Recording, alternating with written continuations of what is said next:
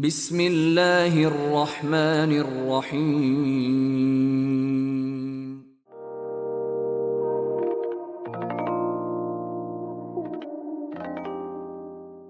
حضرت عبداللہ بن مسعود رضی اللہ تعالیٰ عنہ سے روایت ہے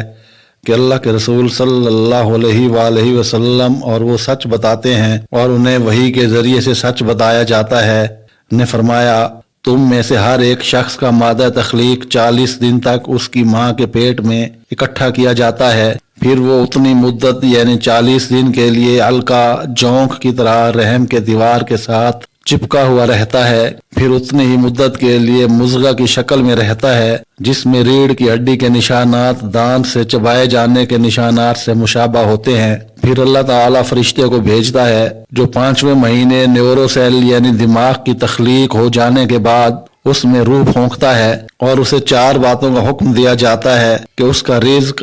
اس کی عمر، اس کا عمل اور یہ کہ وہ خوش نصیب ہوگا یا بد نصیب لکھ لیا جائے۔ مجھے اس ذات کی قسم جس کے سوا کوئی عبادت کے لائق نہیں، تم میں سے کوئی ایک شخص اہل جنت کیسے عمل کرتا رہتا ہے یہاں تک کہ جب اس کے اور جنت کے درمیان ایک بالشت کا فاصلہ رہ جاتا ہے تو اللہ کے علم کے مطابق لکھا ہوا اس پر غالب آ جاتا ہے تو وہ اہل جہنم کا عمل کر لیتا ہے اور اس جہنم میں داخل ہو جاتا ہے، اور تم میں سے ایک شخص اہل جہنم کیسے عمل کرتا رہتا ہے حتیٰ کہ اس کے اور جہنم کے درمیان ایک بالشت کا فاصلہ رہ جاتا ہے تو اللہ کے علم کے مطابق لکھا ہوا اس پر غالب آ جاتا ہے اور وہ اہل جنت کا عمل کر لیتا ہے اور اس جنت میں داخل ہو جاتا ہے۔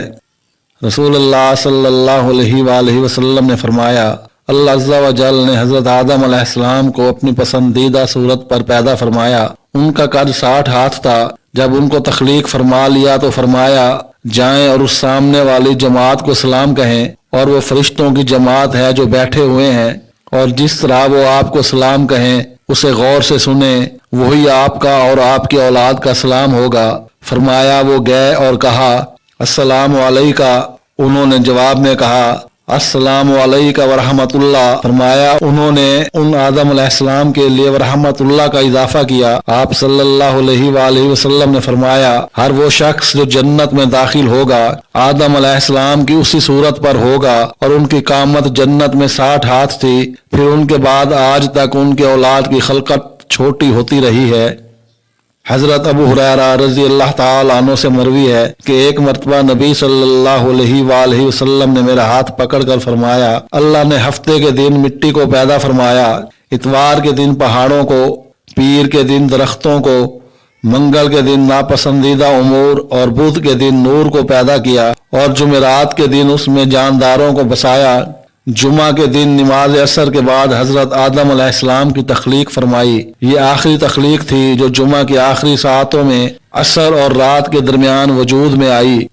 ابو ذرا رحمۃ اللہ علیہ کہتے ہیں کہ ایک مرتبہ میں حضرت ابو ہریرہ رضی اللہ تعالیٰ عنہ کے ساتھ مروان بن حکم کے گھر میں داخل ہوا۔ وہاں حضرت ابو ہریرہ رضی اللہ تعالیٰ عنہ کو کچھ تصاویر نظر آئیں۔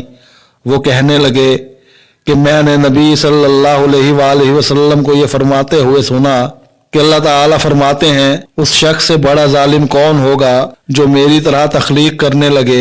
ایسے لوگوں کو چاہیے کہ ایک ذرہ یا ایک دانہ یا ایک جو کا دانہ پیدا کر کے دکھائیں۔ اس کے بعد حضرت ابو ہریرہ رضی اللہ تعالیٰ عنہ نے وضو کا پانی منگوایا اور وضو کیا، اور اپنے بازوؤں کو دھوتے ہوئے کوہنیوں سے بھی آگے بڑھ گئے، اور جب پاؤں دھونے لگے تو ٹخنوں سے آگے بڑھ کر پنڈلیوں تک پہنچ گئے۔ میں نے پوچھا کہ یہ کیا ہے؟ فرمایا یہ زیور کی انتہا ہے۔